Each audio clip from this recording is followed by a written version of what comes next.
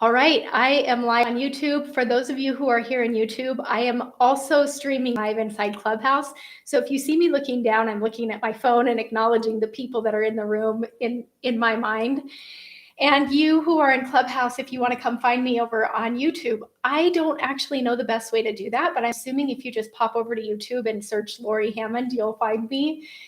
I woke up this morning feeling a little overwhelmed. I have a lot. I'm doing a lot of things right now. One really big thing that I'm super excited about, and it's been all consuming. And yet I've wanted to be really consistent with doing these Clubhouse rooms every Monday and Wednesday at the time it is right now in your time zone. And I woke up thinking I have no idea what today's Clubhouse is going to be about. And just as I was setting an intention, I think it was this is like an hour and 15 minutes ago, I was thinking, okay, I'm going to sit down and schedule something. And I had a message, a DM inside Facebook from someone saying, hey, will you asked for suggestions for upcoming Clubhouse rooms, and I wanted to see if you would talk about your aversion therapy protocol, because I used it a while back to help with a soda addiction, and I am still experiencing a freedom from that soda addiction. And I think she said she's only had one or two since she did the protocol. So I'm super excited about this one. This is one of my very favorite protocols. It's based in NLP, more than hypnosis. I really think I think they're the same thing. One is just more of a waking state hypnosis, and the other, it's all interpretation.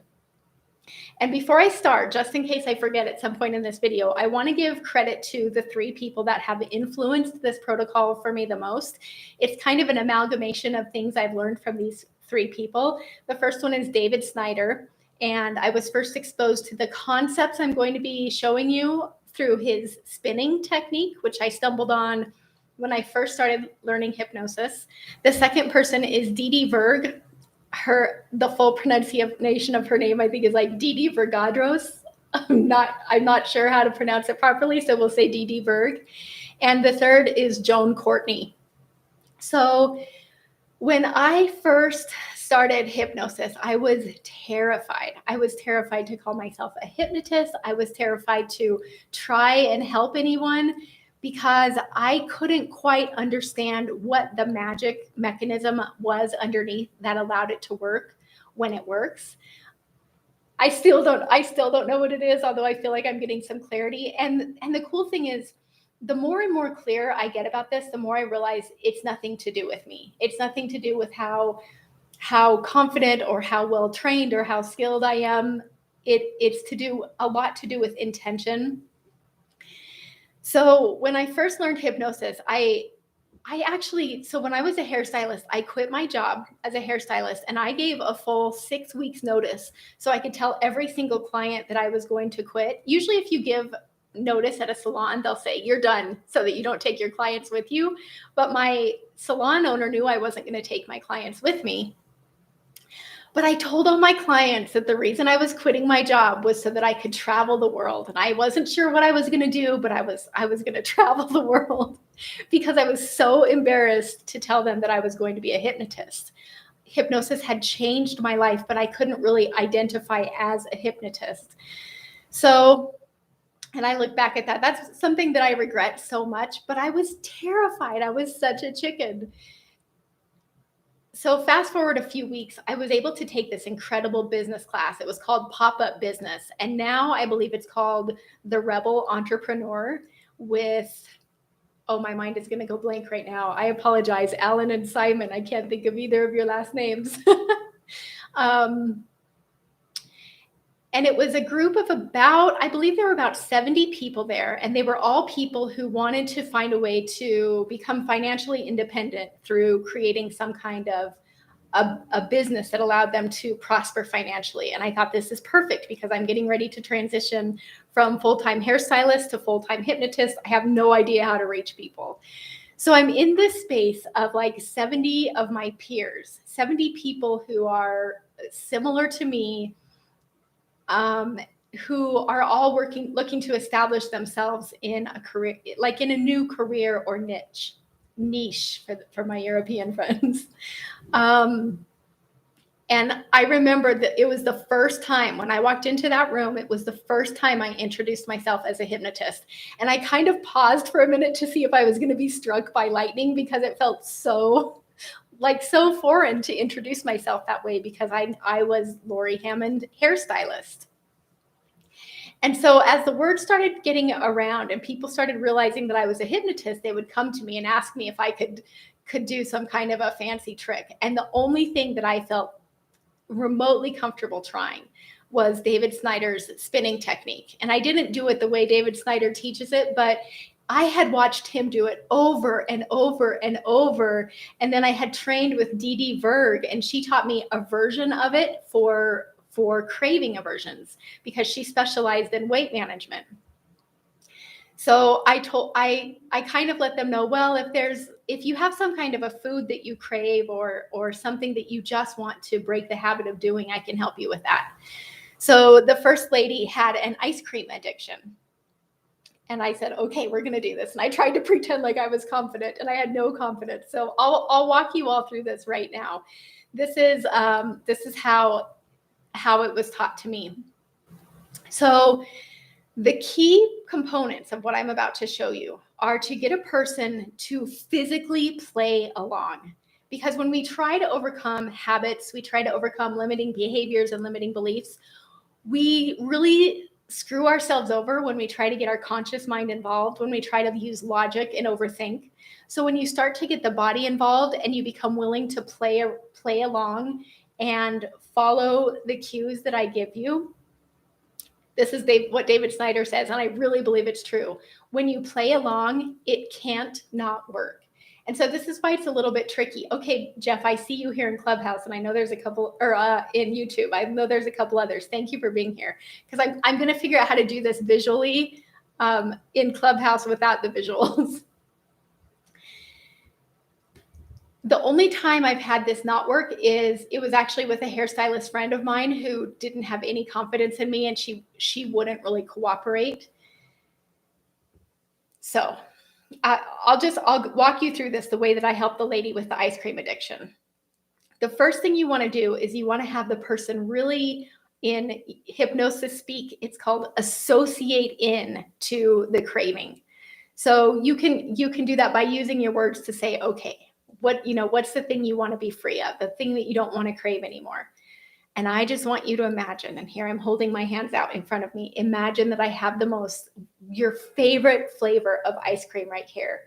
I've just scooped it into the bowl. I've got the spoon. You can see the chunks of chocolate and the swirls of caramel, whatever her favorite ice cream is. And your mouth is watering. It's the time of day when you enjoy ice cream the most. It's 5 o'clock after dinner, 6 o'clock after dinner, and you are just craving this ice cream. If I was to put this bowl of ice cream in front of you right now, how much would you want it on a scale of 1 to 10?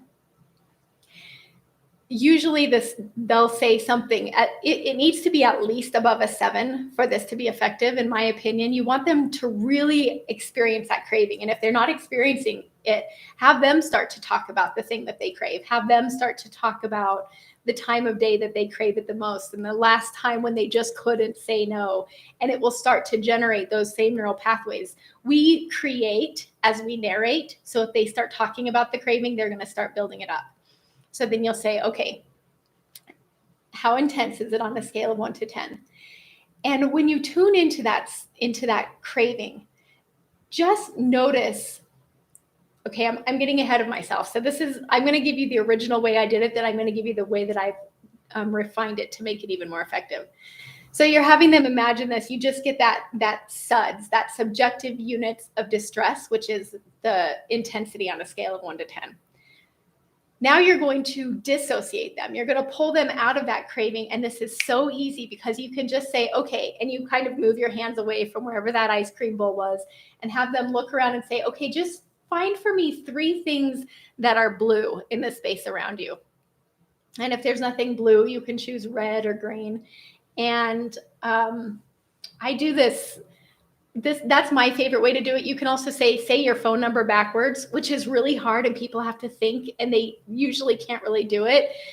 So it doesn't matter once they're thinking about their phone number, they're not thinking about that bowl of ice cream. So if you guys want to do this with me while we're playing along live, hopefully you all, I'll say this for you in Clubhouse and you on YouTube as well. Oh, there's 5 people on YouTube live now. This is like a world record for me, you guys. Let yourself think about a thing. If by the end of this Clubhouse room, you could no longer struggle with cravings for that thing anymore. You could just look at it and not necessarily feel repelled by it, but feel in complete control and know that you could take it or leave it. So think of a food that you would like to experience that level of freedom. It also works really well with soda. So you could think of that and just imagine that it's in front of you right now and notice how much you want it on a scale of 1 to 10. Let your mouth water. Let yourself imagine that you are holding it in your hand perhaps, or holding it out in front of you, smelling the aroma, feeling that sensation, that pull in your body, and notice how intense it is on a scale of 1 to 10. So if you're on YouTube and you want to play along, if you want to put that number in the chat, and if you're in Clubhouse and want to play along, if you'll just raise your hand if you've got that number. I'll wait just a moment. Okay, I'm assuming nobody is responding because there's a delay. Okay, I see some hands going up in Clubhouse. Awesome, thanks guys. Okay, now just look around the room, find 3 things that are blue in the space around you. Now, I'm going to rewind because this is live and I just skipped a step that's important. Okay, I see comments in the YouTube. Thank you guys. When you imagine that food, let's associate back in for a moment. Let yourself feel that craving again for a moment. And I want you to imagine that you could point at where that food is in the space around you as you think about it. I know this is weird, but this is really important. This is where I want you to get your body involved. I want you to physically move your hands and pretend like you are placing your hands where that food is in the space around you. And I want you to look at it as if, like, pretend like you could hallucinate and see that food there. Pretend like you could smell it, like physically notice it so that you're looking at where that food would be in the space around you. Now you can look around the room and find 3 things that are blue. Okay, here's where this gets nasty. And this is such an important part. I want you to think about something that is so vile, so repulsive that you would never, never, never put it in your mouth. And this could be a really gross food, or it could be something that is so much grosser than food, something that like makes your stomach churn. Just to think about it, it might make you kind of feel a little bit nauseous as you imagine it. And just let yourself imagine it. This is where if you play along, it can't not work. Something so amazing is about to happen. I want you to imagine that you could smell any kind of aroma that is associated with that thing. Imagine if there's any kind of a taste that you get in your mouth when you think about that thing, that you could taste that taste. If there's any kind of a movement associated with that thing, I want you just to notice the movement. Imagine that you could look at that thing somewhere in the space around you. If it was right here in the room with you, where would it be? Look at that spot and imagine that you see it. Noticing the colors, the textures, the aromas, the feeling in your body. And now look at that thing again and notice how disgusting it is to you on a scale of 1 to 10. And if it's not at a 10, if there's anything you can do to make it more disgusting, maybe just imagine that the smell becomes more pungent for a moment. And now as you are feeling that, I want you to come back and look at the spot where that food is that you used to crave. And I want you to physically, this is so important, track with your eyes, watch with your eyes as that thing moves over and mushes together with that gross thing over there, taking on the aromas, the textures, the flavors. I want you to physically with your eyes, even if you're not a visual person, this works. Look with your eyes as if you are watching that food you used to enjoy just be completely dissolved into that vile, gross, disgusting thing. And now I want to ask you, if I was in the room with you right now and I had that soda, that ice cream, that treat, whatever it was that used to be a problem, imagine that I have it now with me. I'm standing right in front of you and I'm offering it to you. I'm holding it right under your nose. How much do you want it now on a scale of 1 to 10? And if you here in YouTube would let me know that second number, and if you in Clubhouse, if that number went down significantly or went all the way to 0, will you raise your hand and let me know?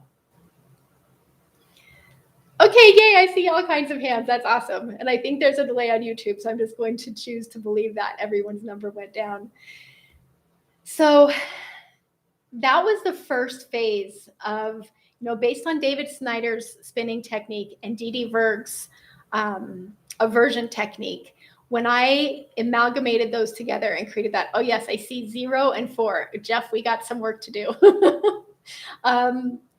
When I merged those together, I remember just being astonished that it worked.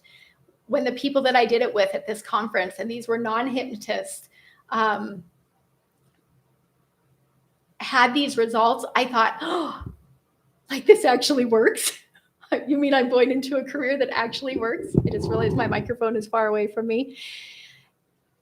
But the most astonishing thing was when I talked to people months later or even years later, they still had the change. And here's where this gets a little controversial, because I have had so many hypnotherapists say aversion therapy doesn't work. It's like a short-term fix that doesn't last. Yet my experience has shown that when you really get the body involved and you really get people playing along with this technique, that it does work. So since I did those first few sessions, I have added a piece in that I learned from Joan Courtney. And I heard her talk about this in a HypnoThoughts talk. And she and I have since become friends, because I think that this one HypnoThoughts talk was so transformational for me. And so she added another component where you then go and you replace that craving with something positive and something powerful. So I'm going to walk you through this as well. And this, I don't use this, like when I'm helping someone with a food aversion, I'll usually just walk them through that portion of it. And when I'm helping someone, let's say, get rid of anxiety, get rid of fear, get rid of, any negative emotion, any internal sensation that drives you to a sense of feeling like something is wrong with you, because nothing is wrong with you. You are incredible and perfect as you are. But sometimes we have these feelings in the body that match with stories from the past that keep us stuck. So I'm going to see how well we can do. We'll see how this works. I'd like to walk you through this. And let's this time use it for something that you're struggling with in your life. This could be a sense of dread, a sense of overwhelm about the current state of the world, about being in a pandemic. It could be a sense of anxiety about something, an upcoming event or an upcoming encounter that you have with another human. Just notice, if I ask you the question, what are you ready to be free of today? If I had a magic wand and you could experience transformation in one area of your life today, what would that be? And what I'd like you to do now is just go into that problem. Think about the last time you experienced that anxiety, that dread, that fear, and just let yourself be there now. Perhaps it was as you were falling asleep last night, perhaps in the middle of the night if you woke up thinking about it. And just imagine that you're there now, seeing what you see, hearing what you hear when you hear, feeling what you feel. And just imagine that you could scan your body and notice where in your body that feeling of anxiety or dread or whatever it is, where does it originate in the body? It is okay to guess, and I highly recommend you go with the first reaction that comes to you. It'll work just as well. If you play along, it can't not work. So make it up. And now, if you were to just tune in to that spot in the body, I want you just to playfully tell me the first answer that comes to mind. It doesn't have to be the right one, just any answer will do. If that feeling was a color, what color would it be? And you could even answer me out loud from whatever room you're in, because that gets the body involved. And just notice how much space it's taking up. Is it like the size of a pebble, a baseball, a football, a soccer ball? And now just become aware of any kind of movement that might be associated with it. Is it moving in any way? Is there any kind of emotion involved? Just notice what you notice. There is no right or wrong answer. And now I want you to notice if there's any kind of a sound involved. For super auditory people, there might be. For others, there might not. Whatever you notice is right. And here comes a part I learned from David Snyder. I'm going to do it different than him. Carl Smith also teaches something similar. What I want you to do is physically, with your hands, pretend that you could reach in and pull that thing out and hold it in front of you. And just imagine that you can see it out here. Notice how the color perhaps has changed, maybe the size, the movement, the sound. Just notice how it's different when it's out here. And now I want to ask you, do you want to keep this or let it go? Do you want to put it back or get rid of it? So here comes the part I learned from Joan Courtney. If you are ready to let it go, knowing that you can trust your unconscious mind and body to fill that void that you have just created by pulling this out with something so beautiful, so life affirming. If you're ready to let this go, I'm going to count to 3. And on the count of 3, I want you to physically pantomime throwing this thing up through the ceiling, through the roof, and into the sun. Even if the sun isn't shining where you are, just imagine that this is going to happen. We're going to do this all together. And even if you're watching the replay, there's something energetically amazing about doing this along with me that you will be astonished by. So 1, 2, 3, look up, watch it disintegrate in the sun. See it just sizzle and dissolve into a million pieces. Breathe a sigh of relief. Bring your hands back out in front of you, those empty hands. And just in a childlike, imaginative way, I invite you to play along and imagine that you could fill your hands with something so beautiful. And if so, what color would it be? Just start with the color. And is it heavy or light?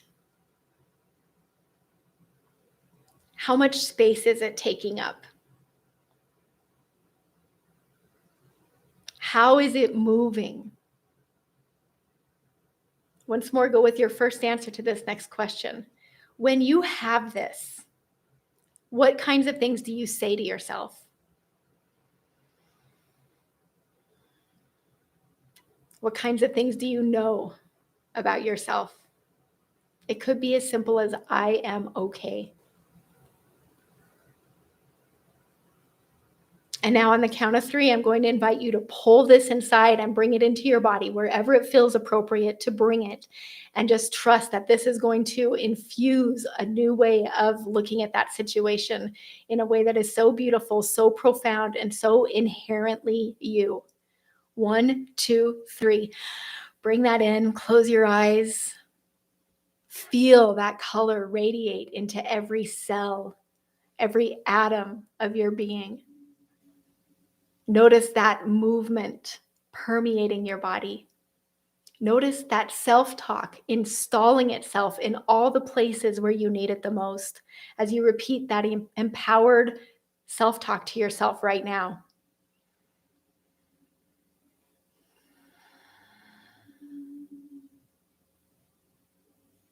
Just allow yourself to bask in the knowledge that something profound has just happened, that it really can be this easy. Because what I didn't tell you at the start of this call is that I've used this technique, a combination of these techniques.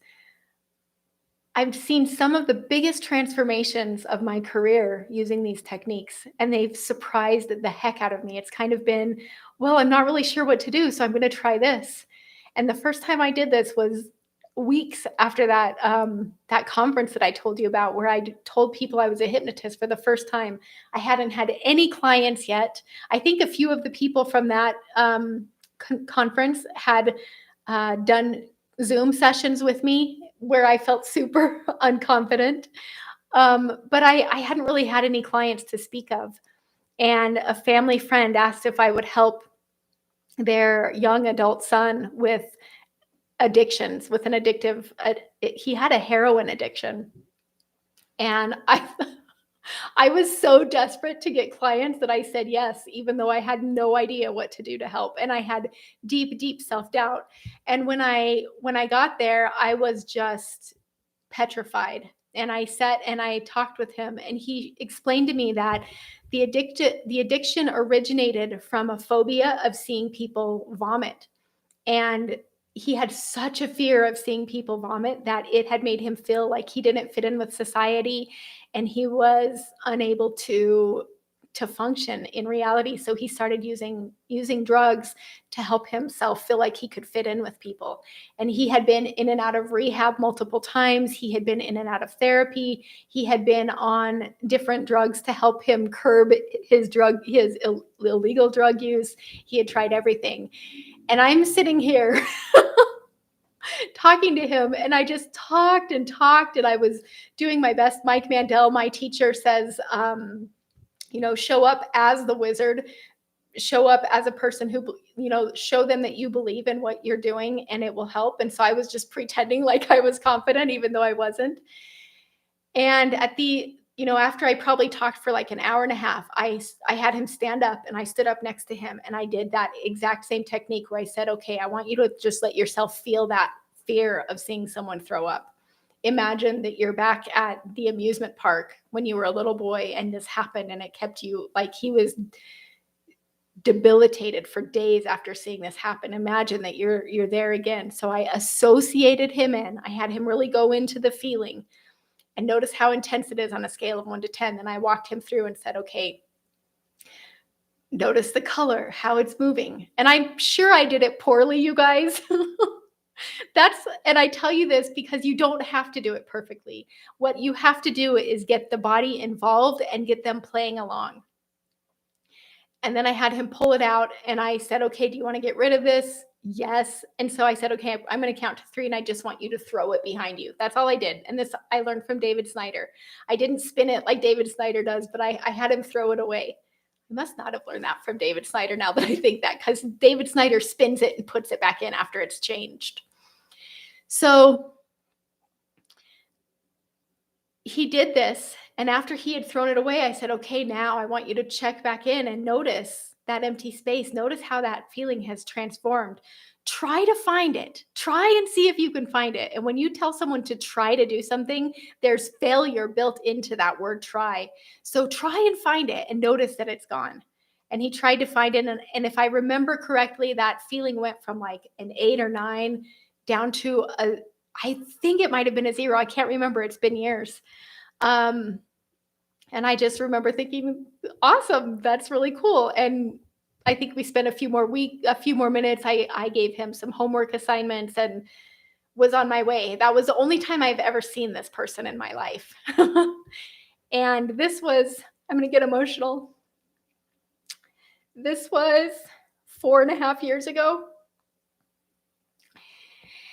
And this guy is a friend of a friend. And I found out from that friend that he hasn't touched drugs once since that session. And I say that with such humility because I know it wasn't me. I know it was him. And I know it was the fact that this protocol is really freaking powerful. And I didn't even do it. I didn't even do it right.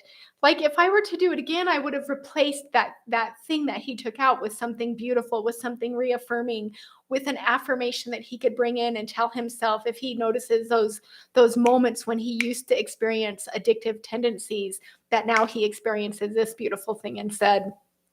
I didn't even do that. And just a couple days ago, I had another encounter with a person that I've been working with for quite some time. I don't take one-on-one clients anymore, but I have one one-on-one client that I have allowed to stay with me because I adore her. Um, and she was getting ready to go to a several days long party. It was part of a celebration inside her religion. And she was so afraid because all of her favorite foods were going to be there. Everybody there was going to be pigging out the whole time. The entire celebration was just revolves around her favorite foods and revolves around eating. And I asked her to think of I said, well, how do you want to feel about this? And she said, I just want to feel free. I just want to feel like I'm okay around it. And that's the cool thing about this. Even with, I've done this with people with a soda addiction and they almost threw up during the protocol because they grossed themselves out so badly thinking about soda. It doesn't necessarily make you repelled by that food afterwards. It puts you in a place of neutrality where you can just look at that food and think, like, so what? You could take it or leave it. It's a really empowering feeling. And so I was asking her how she wanted to feel about chocolates and sweets and chips and all these junk foods that can be so enticing. And she said, I just want to not care. Like, I just want to feel in control. So I asked her to think of a food that she would never, never, never eat. And she's Jewish, and so she will not eat pork. She's actually never even seen pork. She doesn't know what it looks like. And so I had her think about, just to imagine that there was pork in the room and imagine that she could see it and notice how she feels at the thought of eating pork. And then I had her translate that. I had her notice what she was doing with her body when she thinks about pork, because she noticed that her tongue was moving in a certain way when she thought about the sweets. Like her mouth started to water, her tongue started to move in her mouth in a really specific way. And so I said, okay, when you think about pork, when you imagine somebody offering you pork, what do you notice about your tongue? And she said that it like receded in her mouth and moved back. And I said, okay, I want you to hold your tongue right there and notice the way you feel about, if you were holding your tongue like that and looking at chocolate, how would you feel? And she just like nothing. Complete freedom from the craving. Same with chips, same with all those different things.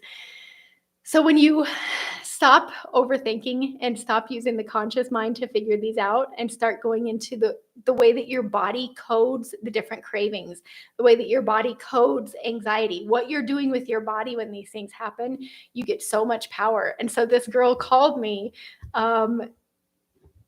just a couple days ago after being at this party. It was, like I said, several days. It was like overnights at this party. And she said, everybody here is so jealous of me because they're all pigging out. And I have no desire, like none, no desire, zero. And I'm the one that picked out all the foods. She went and got all her favorite foods. And there's like this massive spread in front of her and she doesn't want any of it.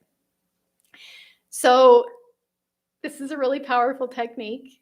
I'm so grateful to all of you who have been here. If anyone in YouTube wants to ask questions in the chat, I know there's a delay, so I will hang out and kill time by monologuing for a moment. And then after I check the chat in YouTube, if anyone here in Clubhouse wants to come up and ask questions, I will end the YouTube live since I haven't figured out how to stream. I know there is a way, but I haven't figured out how to do it yet, to stream questions into YouTube. I do these rooms every Monday and Wednesday at the time it is in your time zone. It's 8 o'clock Desiree time, 8 o'clock Pacific time, 11 o'clock Eastern time, and I believe 4 o'clock UK time. All right. Thank you, Jeff. I appreciate you. I see you. And I'm going to go ahead and end my YouTube live. Thank you all for being here. I am going to say really quickly, I put a link in this YouTube live. I am starting. Part of the reason I feel so comfortable just going on and on about this topic is because I'm actively avoiding a massive project that I'm working on. I have a deadline by the end of today, giving all the people that are on my wait list a link to a program that I'm opening today. And so I'm just going to put a bug in your ear about it if you're interested. I'm pretty sure I put it in YouTube. There's a link to join the wait list. But this is a training that I'm doing to teach people how to, it's called Hypnotic Workshops That Work. And I'm teaching people how to create a really strong, powerful, six-figure or beyond business doing group hypnosis sessions, doing hypnotic group workshops over Zoom. And the reason I'm teaching that is because that is how I make my living. I think I told you that I don't take one-on-one clients anymore. When I realized how powerful and effective and invigorating and enjoyable group sessions are, I decided to stop my one-on-one sessions altogether. And part of that is because when I started my career, I was a hairstylist before, and in order for me to make money, I had to physically be standing behind the chair with my hands in somebody's hair. And I didn't want to trade dollars for hours. I didn't want to trade time for money anymore with a one-on-one model. And I wasn't sure it was possible, but I just started asking myself this question. And you guys, the quality of our life is determined by the quality of our questions. So I started asking myself, how can I make an excellent living and be location independent? Because this is pre-pandemic when people could freely move about the globe. How can I make an excellent living and be location independent and not trade dollars for hours? So when I started toying with the idea of using this powerful, life-changing tool that had changed my life so radically by using hypnosis, I started experimenting with group sessions just to see if they could be like almost as effective as one-on-one sessions. And I was super surprised to find that people got bigger breakthroughs and like more profound transformation in the group sessions. And I didn't understand it. And I wasn't sure if I was just making it up because I like group sessions better. But a few months ago, I think it's been a little over a year ago now, my friend David Bennett mentioned the book, The Power of Eight by Lynn McTaggart. And she shares just tons of irrefutable science behind what happens when a group of people come together with a shared intention. And I have witnessed like every single person on that call being there with a different story, a different problem, a different reason for being there, and experiencing transformation because of the energy of that group. So if you are interested in that, I didn't grab my link to share with you all here in Clubhouse. I apologize. But if you want to message me, DM me on Facebook. I see I actually have some messages here inside Clubhouse. Okay, if you want to message me on Facebook, I will send you a link to the wait list, which will hopefully be open by the end of the day and people will have a chance to sign up. I have one woman who has already signed up. It's going to be a 10-week program where I'll take you week by week and like hold your hand and show you exactly how to set up your business the way I've set mine up, and how to reach people the way I've reached people, and how to make a difference. I don't even want to say the way I've made a difference, because it's so, I don't think it's me. I'm just like the willing vessel who's been willing to show up as a total, just willing to do it, even though I'm terrified and I'm not sure I've got my act together. I definitely don't have my act together. So if that resonates with you, I would love for you to join the experience.